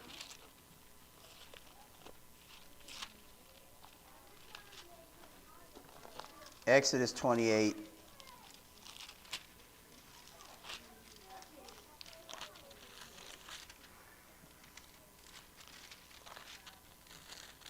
Exodus 28 and verse 1. Exodus 28 and verse 1. Okay, go ahead. And take thou unto thee Aaron thy brother and his sons with him from among the children of Israel, that he may minister unto me in the priest's office, even Aaron, Nadab, and Abihu, Eleazar and Ithamar, Aaron's sons. And thou shalt make holy garments for Aaron thy brother, for glory and beauty. Okay, and so for beauty. we see that Aaron and his sons are separated for the job of the priesthood, right? Take thou unto thee Aaron thy brother and his sons with him from among the children of Israel. From among the children of Israel, right? So everybody's not doing Aaron's job. That he may minister unto me in the priest's office, even Aaron, Nadab, and Abihu, Eleazar, and Ithamar, Aaron's sons. So if somebody else from Israel was to try to go do what they were doing, they would not make it out of there alive. Right? This was strictly for Aaron and his sons. So now, so that's what I'm saying. Even back here,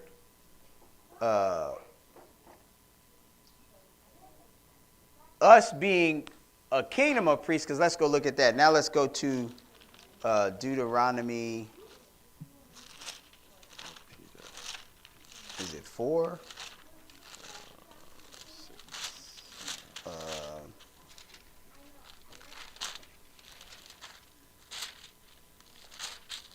Yeah. No. It's not Deuteronomy 4. Let's see where it is.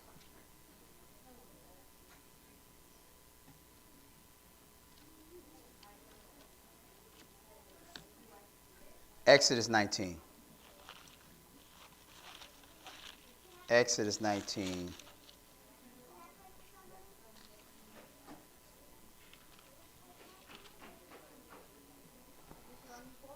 Exodus 19. Verse 4. Exodus 19 and 4.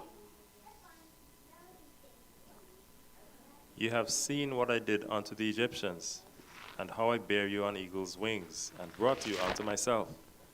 Now therefore, if you will obey my voice indeed, and keep my covenant, Then ye shall be a peculiar treasure unto me above all people, for all the earth is mine. And ye shall be unto me a kingdom of priests and an holy nation. These are the words which thou shalt speak unto the children of Israel. All right, so now that's where we know that we are a kingdom of priests. That would be in that regard we are all priests.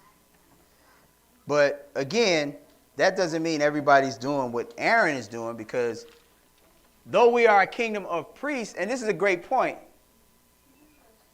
what is the point of having a priesthood inside Israel if we're all a kingdom of priests? That's a great point. But clearly God set up a priesthood within Israel, right? But now he's saying we're a kingdom of priests. Well, what are we supposed to be doing? See, we're supposed to be the priest nation to the rest of the world.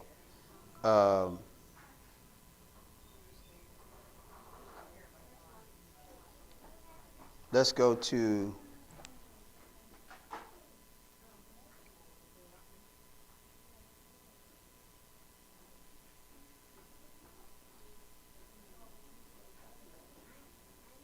give me 1 second.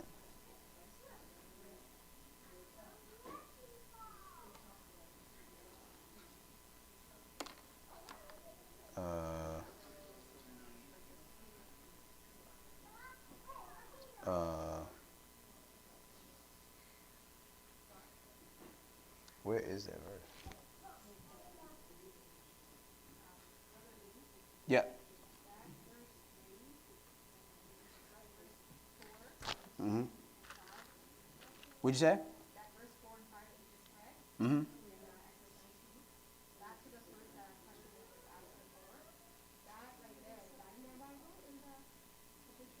Right, exactly. Yeah, you can go all day with that.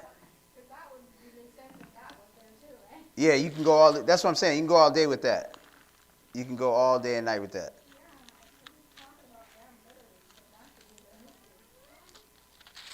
Malachi 2 is what I'm looking for.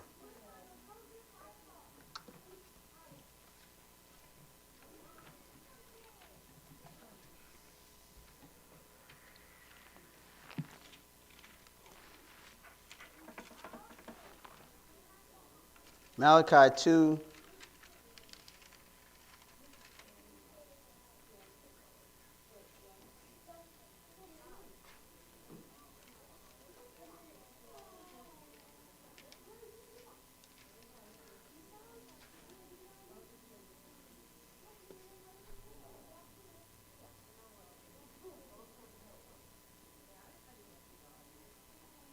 Malachi 2, verse 7. Malachi 2 and 7. Okay, go ahead. For the priest's lips should keep knowledge, and they should seek the law at his mouth, for he is the messenger of the Lord of hosts. Okay, so that's what is the priest doing? He said the priest's lips should keep knowledge, and they should seek the law at his mouth, for he is the messenger of the Lord of hosts. Right? So, hey, the priests are the ones that have the understanding on how to serve God properly. And that is what we as a nation are supposed to be doing for the world. Let's go look at that. Now I think it's Deuteronomy 4 is what I'm looking for that now.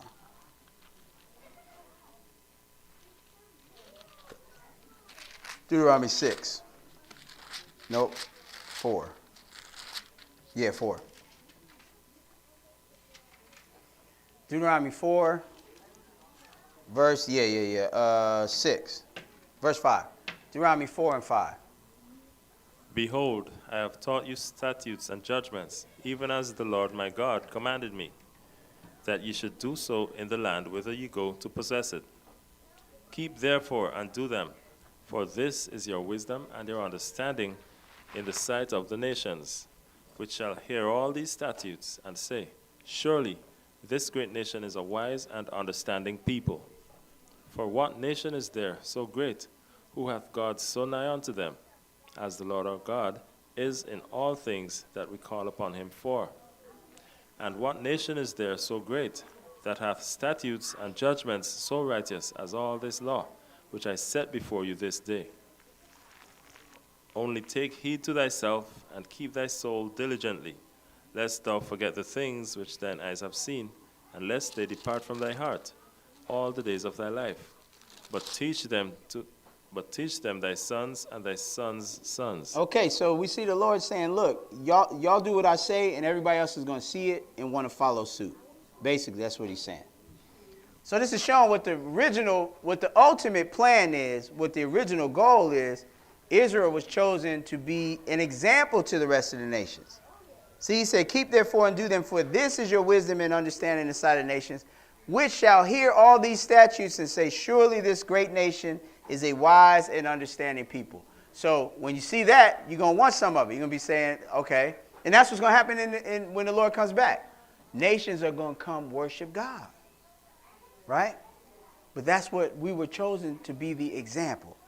So that's the sense that we are all priests in that sense, but not in terms of doing the job of Aaron. So hopefully that helps with that question. Any questions or comments on that? Okay, so we got another question online. The question is, peace, Brother Lee. I've been struggling with anger and being impatient lately. Not necessarily towards other people, but in front of other people. I'm looking for some advice in the scripture. Okay. Great question.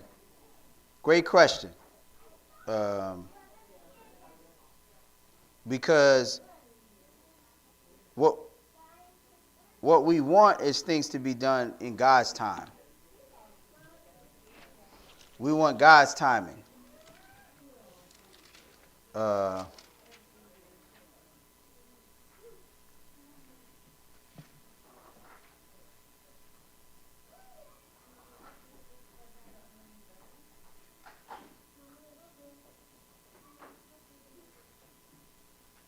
Give me 1 second. Really?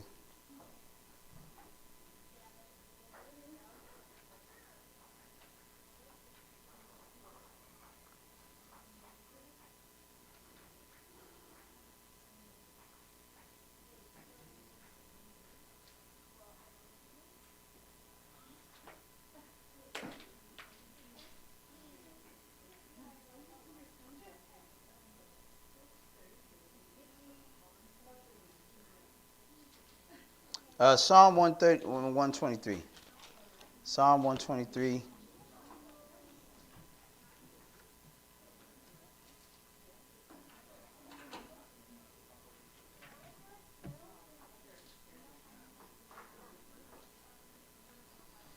Psalm 123 and verse 1. Go ahead.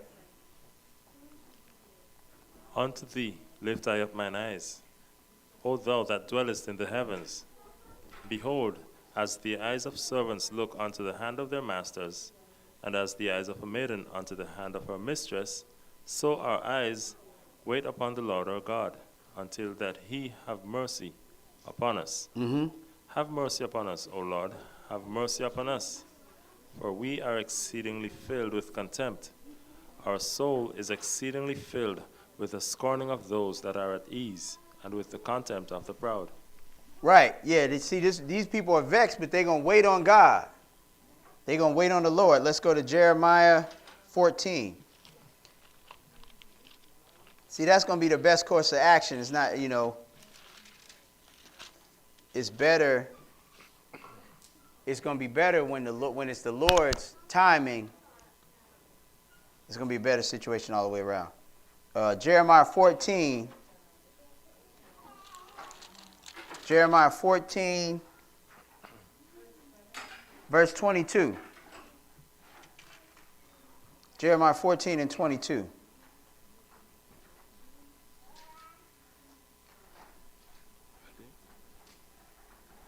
Okay, go ahead. Are there any among the vanities of the Gentiles that can cause rain? Or can the heavens give showers? Art thou not he, O Lord our God? Therefore we will wait upon thee, for thou hast made all these things. Okay. Are there anybody else that can do what the Lord is doing? No. Are there any among the vanity of the Gentiles that can cause rain? Or can the heavens give showers? Art not thou he, O Lord our God? Therefore we will wait upon thee, for thou hast made all these things. Let's go now to 1 Corinthians 4, and this will be it. 1 Corinthians 4,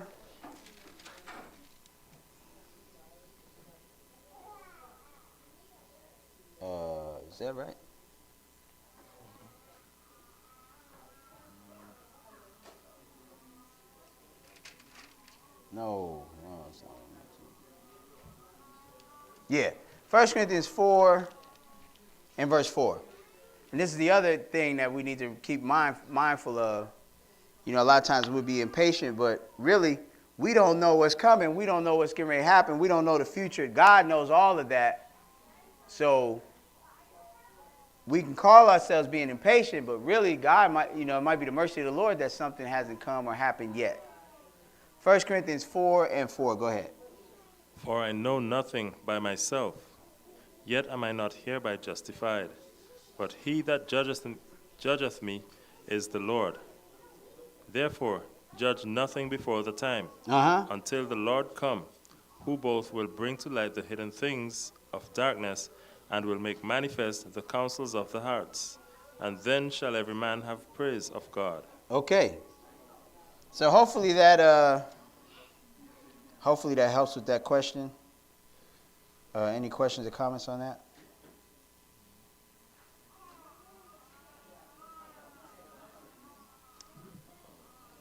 Okay, do we have any other questions?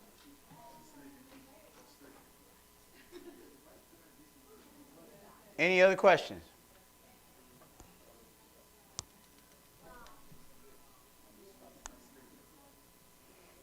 Questions going once?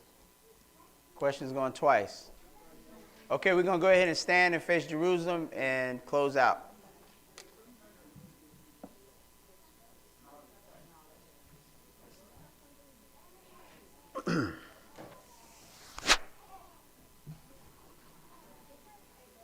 Our Father which art in heaven, hallowed be thy name. Thy kingdom come, thy will be done on earth as it is in heaven. Give us this day our daily bread, and forgive us our debts as we forgive our debtors.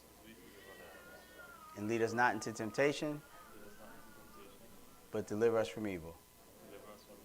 For thine is the kingdom, and the power, and the glory forever. In Jesus' mighty name we pray.